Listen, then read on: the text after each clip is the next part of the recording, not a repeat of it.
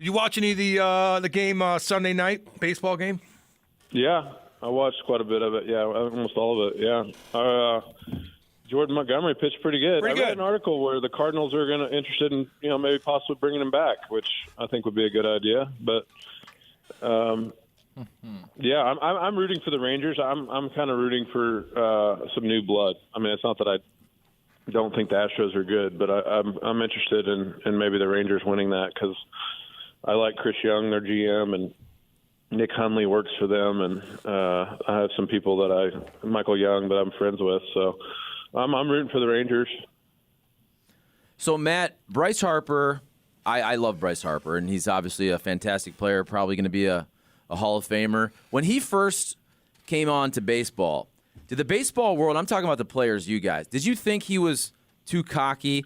I mean, he had all the publicity in Sports Illustrated as a 16-year-old. It's kind of crazy, almost like in a LeBron James way. He's even lived up and even more to the hype that was put on him as a 16-year-old, which was unbelievable. I love his passion.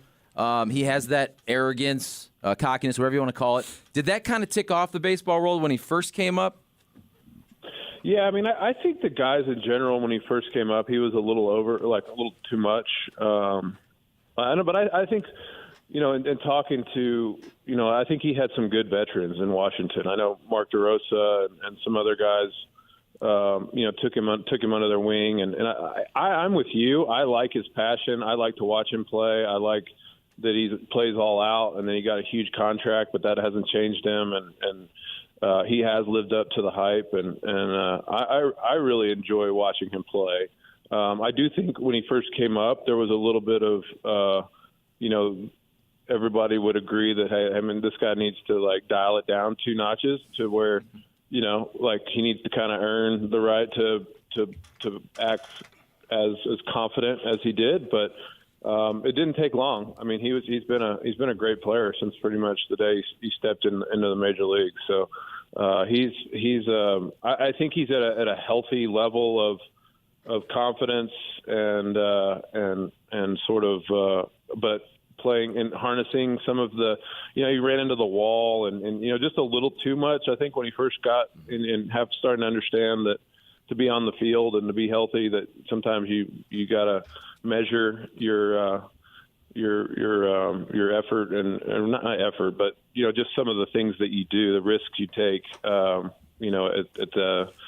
that level to make sure you stay on the field. But I think initially, he rubbed guys the wrong way a little bit, probably more just because he was a little bit standoffish in settings like an all-star game where with around other guys he was a little maybe just a little different, but I think that he's pretty well liked and pretty well highly thought of amongst the group nowadays.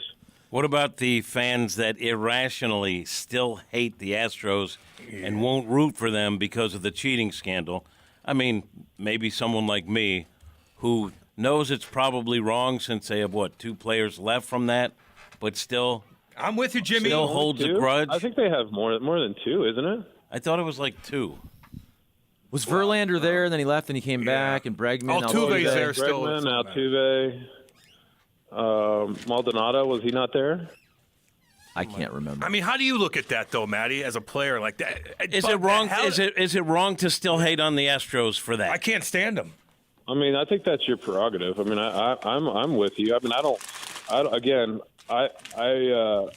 I think that they've proven that they're good and that they've, I think 7 CSs in a row or something crazy. Yeah. So they've proven that cheating or no cheating, that they've developed a really, really impressive organization of putting a winning team on the field. But I think it's every fan's prerogative to hold on to that and to dislike the fact that they've done so well in lieu of that scandal. So I don't have a problem if people root against them for that.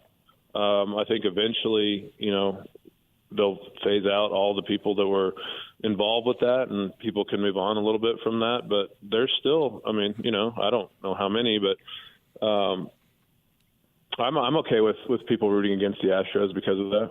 Hell yeah. So, Matt, where do you stand on the Attaboy Harper deal, where I try to look at it from both sides? Obviously, I was never a player, but if I'm thinking like a player and then like a media member, I understand the clubhouse is, people are throwing around sacred. I don't know if I use that word, but, it's your clubhouse. But the media was in there, and the guy said it while the media is in there. There's tons of media in the playoffs. So was that, it shouldn't have been reported? What? Well, to me, I think as a player, you have to know that, even a normal day in July, you got to watch your words if you're gonna, if you're gonna say things that are derogatory or even somewhat controversial towards the other team or other players, that there's a high likelihood that it's going to get out. So, I look, should it be okay for players to in their locker room to? I mean, I don't know exactly, in what context he was saying it. I don't think it was incredibly disrespectful. But if Bryce used it and the Phillies were able to sort of harness some revenge or some extra motivation to put it in the Braves' face, then good for them. But I do think that as players, you have to be careful. I mean, what you say, knowing that. You can't trust everybody that's in the locker room outside of the times where even when media is not supposed to be in there, you got to be careful what you say and how loud you say it these days with phones and all this stuff. If you just have whatever you're going to say, you kind of have to measure it with the fact that it might get out, and are you okay with that? So. Again, I don't think it was. From all accounts, he's a good guy and wasn't really, being overly, derogatory towards Bryce. But like I said, you just have to be careful with what you say. So because we're now having a hardcore baseball chat, how about the argument about what baseball should do to try to make the playoffs the most fair or help out the teams that have the best regular season record? Because now there's this debate that the top two seeds sitting out and getting cold, not facing live pitching, isn't actually beneficial for a team potentially to win the World Series. How do you feel about that? Or what would be a good way, you think, to actually reward a good team that would help them make a deep run?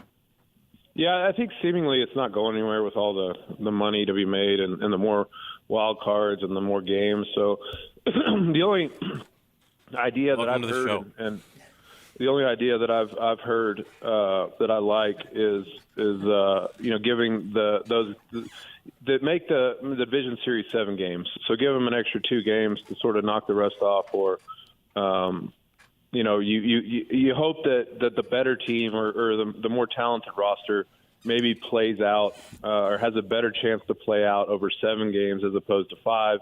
With the 5-game series, essentially it could become a 3-game series if they get swept. So.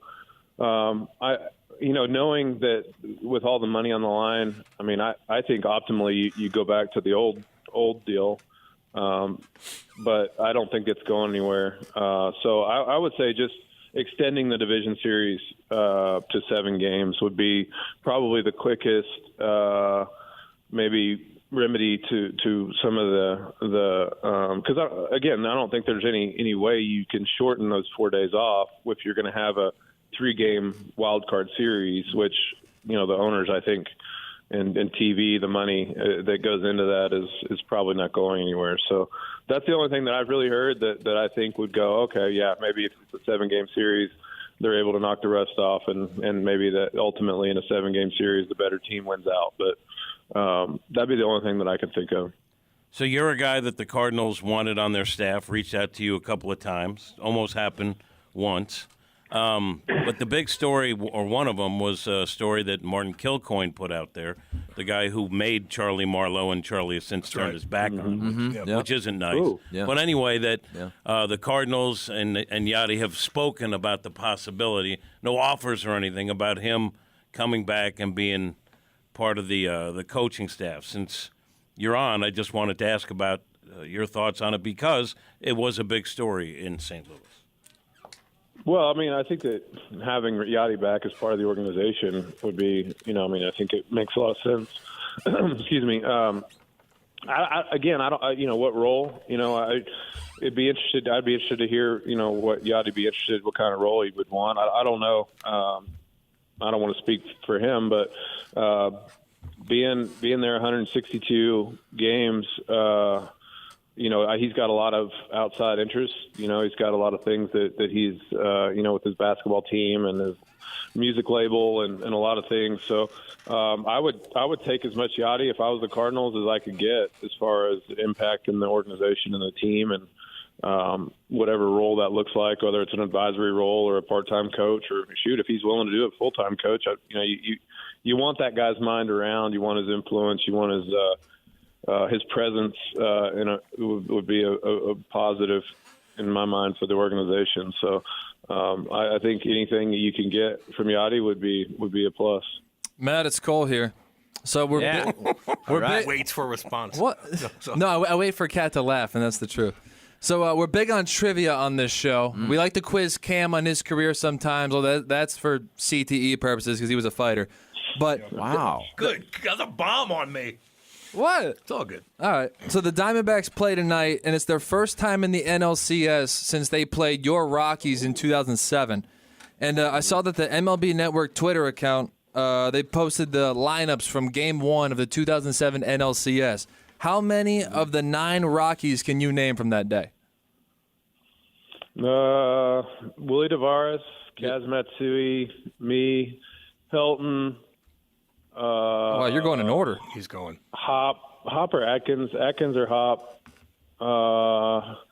Let's see. So Atkins, Hop, and then Kaz Matsui, right field. Who's Hop? Brad Hop. Brad. Oh, Brad Hop. Okay. Yeah, Hopper. and then Torrealba and Francis. Is that what it was? Yeah, who'd you say before Torrealba? Garrett Atkins was at third. I'll go around the horn. Garrett Atkins was Barmy at short or Tulowitzki at short. So Atkins, Tulowitzki, Matsui, Helton, Holliday, Tavares, Hop, Torrealba at catcher, and Francis pitching. 9 for 9. Pretty dang good. Very He's pretty good. dang good. And he got the first 6 of the batting order correct in that order. Yeah. That means he's a forgot good about Tulo. I teammate. got that That's one right. wrong. Because Yeah. there's a lot of guys that were stars who are like, yeah, I don't know that guy. No, you were teammates with him. You played on the same team, so good for you, That Matt was a Holliday. pretty special group. Yeah, that was a pretty special group. I remember a lot about that team. Well, Maddie, appreciate you coming on, and we will talk next week, hopefully. Yeah, sounds good. Good to talk to you guys. Right on, See, buddy. keep an eye out for Bigfoot. Thank you. Yeah. Yeah, I will. We'll see if he's here in Oklahoma. And the Kangaroos. See ya. All right, Maddie. Yeah. See you, buddy. All right. See you Right guys. on. Matt Holliday. I like that visit. Yeah. Plus, he cleared his throat a few times He to make did. it feel like it's part of the show. I wanted to give him one of these. Did. Good morning, everybody. He did. I didn't want to interrupt his flow. One thing we didn't get to, we've run out of time. Yeah. But I was maybe next time. But I do think there's a legitimate discussion to be had about how much clubhouse time media should get. Now, I'd vote for the most because that's how I make a living. But I mean, I never told you guys, but there was that one time where I got kicked out because I brought in a lawn chair and started fonduing stuff. That's what I would have done. Like, Really? there are times where it seems like the media is just hanging out in there. Like, I go in with a purpose, and you're waiting for your guy. I don't want to be in there. That ain't my room, But I just we'll talk about that. Just hanging out in there sometimes. Just hanging out. Here's what I love, though. Because the attaboy thing, which is not a big deal, but Harper went off, and he used it, and it's great. And then everybody saw the clip. They're singing. They're doing Dixieland Delight, where they're saying, what? F Auburn. No, F the Braves. Oh, I'm sorry. F whoever we play next. I was doing And the Dixieland and Delight. always the Mets. So this is the team that used attaboy Harper as the rallying cry that literally just said F everybody in the National League East. Yeah. And we're supposed to pretend like the clubhouse is, it's so sacred. So now are they going to go ahead and play the Diamondbacks? Diamondbacks, no, we took it personally when that drunk guy said F whoever they play next in the playoffs. Yeah. Get out of here. Get Good outta news here. is that there's a lot of people monetizing that phrase on T-shirts now, and it's good for America. 100%. That's all that matters, baby. I know that we're in the middle kind of a Cardinals conversation. How about Martin Kilcoyne's scoop on Friday Yeah. about Yadier Molina? I hope he's and listening to us. The Cardinals having discussed potentially Molina coming back as a coach, and Martin suggested most likely, if that were to happen, that would be bench coach. So this was Friday. I don't know if anything's changed. I did text with Martin afterwards, but he reported that there's mutual interest. They have talked. Not sure if there is an offer or if Yadi would accept, but it has been discussed by the two parties. Wow, that'd be cool. How much do you think he wants? I don't think it's really about the money. Okay. They don't pay bench coaches. I was going to say, but ton. that's a lot of time. And I would say if this were to happen, because I think there'd be a lot of things I got to discuss along the way, that he would come back as an advisor as opposed to day-to-day coach. I haven't talked to anyone about it, so tip of the cap to Martin for a scoop. But I would say if I had to guess how something like this could be worked out, at least in the beginning, would be that he comes in for series and works with guys. Because I do think one of the things, like they have a bench coach now, McEwing. I was about to say, isn't somebody going to lose his job if Yadi comes in? Shouldn't somebody lose their job after last year, though? I'm not saying him specifically, but I think Well, yeah, probably. there's probably going to be some Turnover. staff changes. Yeah. I think you're right. And I think one of the things that would really help is sort of a guy like Yadi who everyone respects and doesn't want to disappoint and has an element of fear of because he's Yadi. Yeah, you'll listen to him when he's talking. Yeah, damn right. And I think that would help. I just wonder if Yadi's ready to go every day at this point. I mean, he's still kind of just removed from the game and playing a lot. I think there's a lot of things to work out. Maybe that would be like look at Matt Holliday. He wanted to do it, and then he realized I got other things going on with my kids at the last second. Yeah. He's like, I made a bad call. If you give him an entree into coaching, right, then he can kind of see if that's something he wants to do.